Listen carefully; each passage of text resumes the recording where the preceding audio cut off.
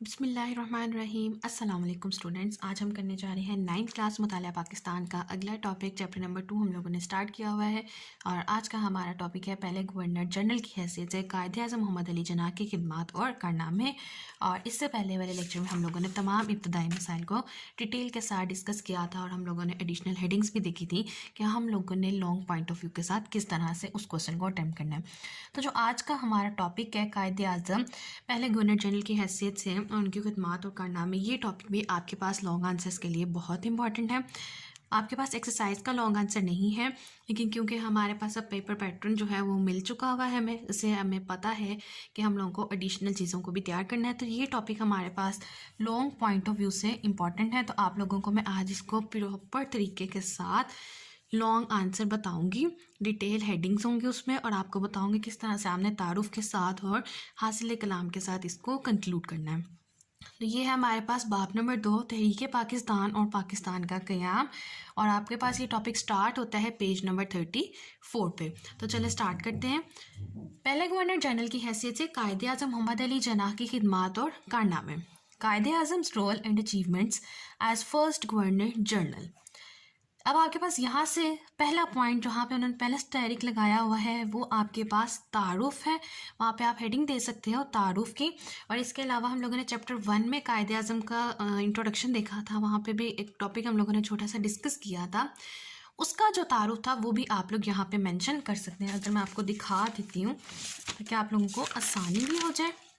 यहाँ पे हम लोगों ने कायद-ए-आज़म एंड आइडियोलॉजी को डिस्कस किया था, तो यहाँ पे भी आप लोग यहाँ से भी कायद-ए-आज़म का तारुफ उठा सकते हैं। तो आप लोगों को अगर वो तैयार है तो यहाँ पे आप लोगों को तारुफ लिखने में कोई डिफ़िकल्टी नहीं होगी। और यहाँ पे भी जो 2 पॉइंट्स हैं ये भी आप लोग तारुफ के तौर पे लिख सकते हो।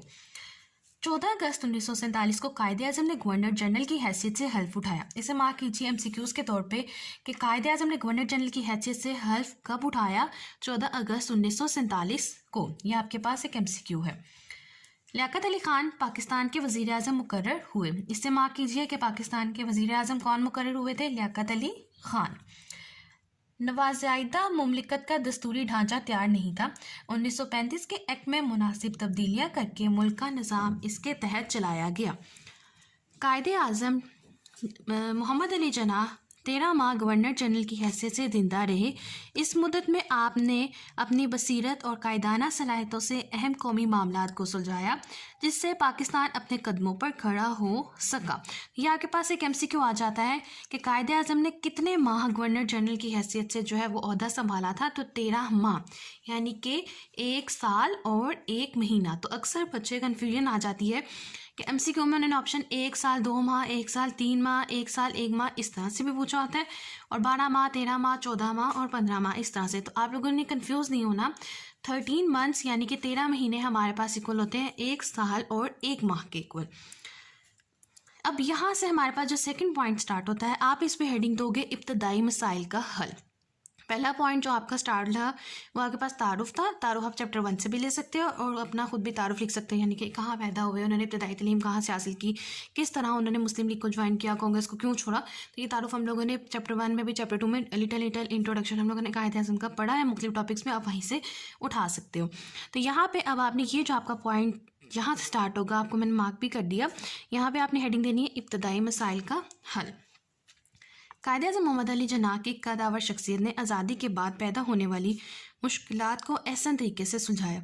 हिंदुओं ने पाकिस्तान के लिए हर तरह से मुश्किलात पैदा करने की कोशिश की, जिनमें असासा जात की गैर मुसावी तकसीम, महाजरीन की आबादकारी का मसला और इनके साथ नारवा सलूक के अलावा इंतज़ामी रिकॉर्ड की बरवक्त नकलो हमल शामिल थी। ये अब आपके पास क्या आ गया उनकी कि हिंदुओं ने कौन कौन सी मुश्किलात पाकिस्तान के लिए पैदा की। तो उनकी में से कौन कौन सी मुश्किलात उन्होंने 4 से 5 बताई हैं। सासा जात की गैर मसावी तकसीम, ये वही है जो हम लोगों ने रेड क्लिफ अवार्ड में पढ़ा था।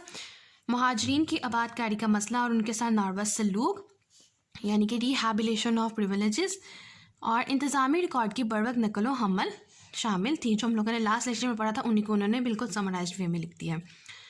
तो तारुफ हो गया इब्तदाई मसाइल का हल। अब जो नेक्स्ट पॉइंट है आपके पास, इस पे आप हेडिंग दोगे दारुल हुकूमत का क़याम। दारुल हुकूमत का क़याम। कायद-ए-आज़म ने हालात की नज़ाकत को भांपते हुए फौरी तौर पर कराची को पाकिस्तान का दारुल हुकूमत बनाया। इसे मार्क कीजिए कि कायद-ए-आज़म ने पाकिस्तान का दारुल हुकूमत किसको बनाया था? कराची को। लेकिन अब करंट बाद में कुछ अरसे के बाद इस्लामाबाद दारुल हुकूमत बना था, लेकिन उस वक्त क्या था? कराची। तो यहाँ पे तो ये एक ऐसा एमसीक्यू है जिसमें हमारे पास बहुत ज़्यादा मिस्टेक आती है बच्चों की तरफ से। अच्छा जी, नेक्स्ट पॉइंट पे आप हेडिंग दोगे सरकारी मुलाजमीन को नसीहत। पहली हेडिंग हमारे पास तारुफ आई, उसके बाद इब्तदाई मसाइल का हल, थर्ड आपके पास आई दारुल हुकूमत का क़याम, और नेक्स्ट अब आपके पास हेडिंग आ जाएगी सरकारी मुलाजमीन को नसीहत। पाकिस्तान का सेक्रेटेरिएट बनाया और सरकारी मुलाजमीन को मुकम्मल दयानतदारी और ईमानदारी से काम करने की तलकीन की। अब ये पॉइंट आपके पास एमसीक्यू के तौर पे भी आ सकता है कि कायदे आज़म ने सरकारी मुलाजमीन को किस तरह काम करने की तलकीन की, दयानतदारी और ईमानदारी। तो ये आपके पास फॉर द एमसीक्यू भी इंपॉर्टेंट है। इस पर हेडिंग हमारे पास क्या आएगी? सरकारी मुलाजमीन को नसीहत। नेक्स्ट पॉइंट पे आप हेडिंग दोगे अफसरान की मुंतकली। ठीक है, अफसरान की मुंतकली। आपने हिंदुस्तान से अफसरान की मुंतकली के लिए ख़ास गाड़ियाँ चलवाईं। नेक्स्ट आपके पास हेडिंग आएगी हवाई कंपनी से मुआहिदा। ये जो मैंने बॉक्स इनक्लोज किए हुए हैं, इसका मतलब है कि इस पॉइंट पे ये आप लोगों ने हेडिंग बनानी है। यहाँ पे आपके पास हेडिंग आ जाएगी हवाई कंपनी से मुआहिदा। हवाई कंपनी से मुआहिदा किया जिससे सरकारी मुलाजमीन की नकलो हमल शुरू हुई, यानी कि माइग्रेशन एक जगह से दूसरी जगह, यानी कि हिंदुस्तान से पाकिस्तान, पाकिस्तान से हिंदुस्तान। नेक्स्ट आपके पास हेडिंग बनेगी इंतज़ामी कमेटी। इस पॉइंट पे आपने हेडिंग देनी है इंतज़ामी कमेटी। इंतज़ामी ढांचे की बेहतरी के लिए चौधरी मोहम्मद अली की सरकर्दगी में कमेटी बनाई। तो आपके पास ये एमसीक्यू पूछा जा सकता है कि कमेटी जो है किसकी सरबराही में बनी, किसकी सरकर्दगी में बनी? चौधरी मोहम्मद अली की। नेक्स्ट आप हेडिंग दोगे सिविल सर्विसेज। आपने सिविल सर्विसेज का इजरा किया और सिविल सर्विस अकेडमी बनाई।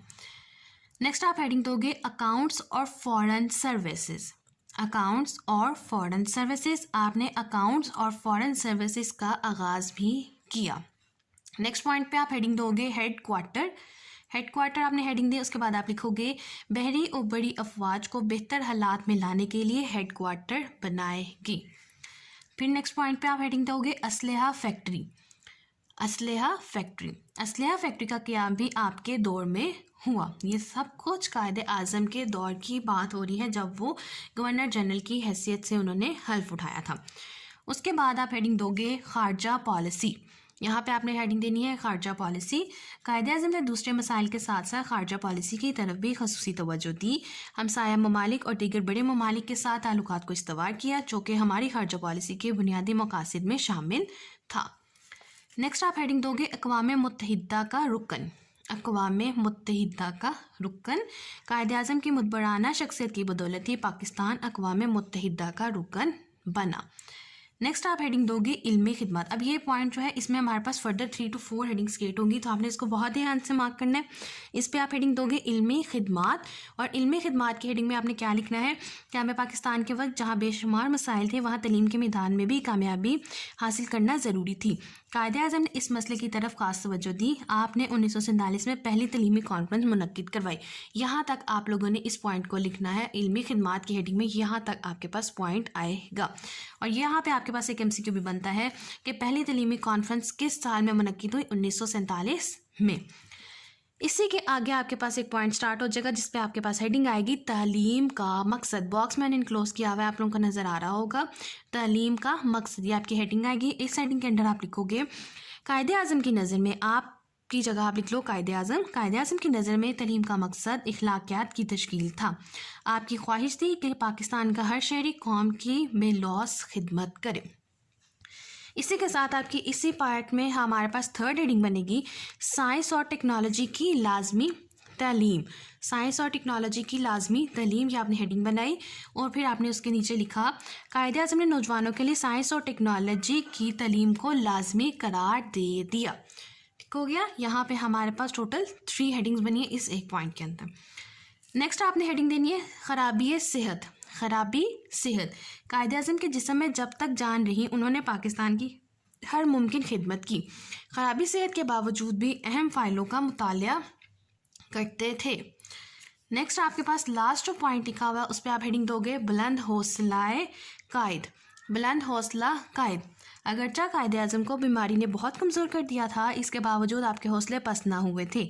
मर्ज़ को फ़राइज़ के आड़े ना आने दिया। अगर हम ये कहें कि कायदे आज़म ने अपने खून से पाकिस्तान की आबियारी की तो ये बेजाना होगा। लास्ट पे आप खुद 2 हेडिंग्स दोगे और वो कौन सी हैं, वफ़ात और हासिल कलाम। वफ़ात कब हुई थी कायदे आज़म की? 11 सितंबर 1948 में, और कराची में हुई थी और कराची में ही दफन हुए। और लास्ट पे आप हासिल कलाम किस तरह से लिखोगे, जितना आप लोगों ने ये सारा पढ़ा, हेडिंग्स क्रिएट की हैं, उससे आपने हासिल कलाम लिखना है कि बतौर गवर्नर जनरल कायदे आज़म ने बहुत सारी खिदमात अंजाम दी और मुसलमानों के लिए एक मजबूत मुल्क खड़ा करने की उन्होंने मुकम्मल कोशिश की। अक़वाम मुत्तहिदा में उन्होंने पाकिस्तान को रिप्रेजेंट करवाया, तमाम इब्तदाई मसाइल का हल करने की कोशिश की, दारुल हुकूमत का क़याम किया, बहुत सारी कमेटी बनाई, और जो असलहा की जो ज़रूरत थी हमारे पास सिक्योरिटी के लिए, उन्होंने उसकी फैक्ट्री का क़याम किया, और तलीम के मैदान में भी हर तरह की जो है खिदमत अंजाम दी। तो इस तरह से आपने कंक्लूड कर देना है वफ़ात लिखने के बाद उनकी, और ये आपके पास जो एक लॉन्ग आंसर है वो कंप्लीट हो जाएगा। समराइज़ करते हैं, एक दफ़ा रिवाइज़ कर लेते हैं कि हम लोगों ने क्या क्या मार्क किया था। हमारे पास लॉन्ग आंसर है कायदे आज़म की खिदमात और कारनामे बतौर गवर्नर जनरल की हैसियत से। पहले आप हेडिंग दोगे तारुफ़ की, तारुफ़ के बाद आप नेक्स्ट हेडिंग दोगे इब्तदाई मसाइल का हल, फिर आपके पास हेडिंग आ जाएगी दारुल हुकूमत का क़याम, सरकारी मुलाजमीन को नसीहत, जो कि हमारे पास एक MCQ भी बनता है, अफसरान की मुंतकली, हवाई कंपनी से मुआहदा, इंतज़ामी कमेटी, सिविल सर्विसेज, अकाउंट्स और फॉरेन सर्विसेज, हेड क्वार्टर, असलहा फैक्ट्री, खारजा पॉलिसी, अक़वाम मुत्तहिदा का रुकन, इल्मी खिदमात। इसके अंदर हमारे पास 3 हेडिंग्स बनती हैं, इल्मी खिदमात, तलीम का मकसद, साइंस और टेक्नोलॉजी की लाजमी तलीम। फिर आपके पास हेडिंग आएगी खराबी सेहत, बुलंद हौसला कायद, और लास्ट पे आप हेडिंग दोगे वफ़ात और हासिल कलाम की। तो ये था हमारे पास आज का लेसन, जिसमें हम लोगों ने एक बहुत इंपॉर्टेंट लॉन्ग आंसर डिस्कस किया, जो कि हमारे पास था कायदे आज़म की हैसियत बतौर पहले गवर्नर जनरल।